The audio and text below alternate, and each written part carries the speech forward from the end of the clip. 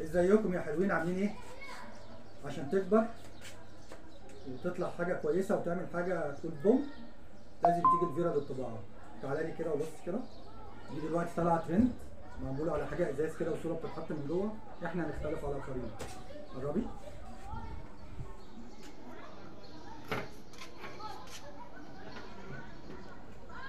تعالي كده. شايفين الجوده؟ شايفين الالوان؟ شايفين الفكره نفسها مختلفه جدا عن اللي بره. والجديد بقى تعمل كده. طبعا ده بيتحط فيه ايات قرانيه من جوه وتتقدم هديه، ويبقى في قعده عائليه كده بتتقدم لكل واحد وبتديله ايه معينه اللي محطوطين. ممكن بقى في القعده كمان تشغل كده، تشغل اي سوره قران. وانا هنا طبعا تقريبا مفيش صوت، مش عارف ليه. سيان يعني. وهم يفتحوا الايات تبقى حاجه جامده جدا وتبقى مميز وحاجه عاليه جدا.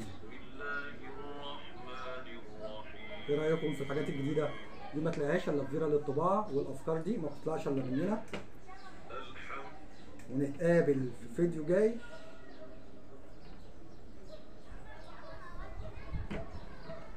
كل سنه وانتم طيبين، والسلام.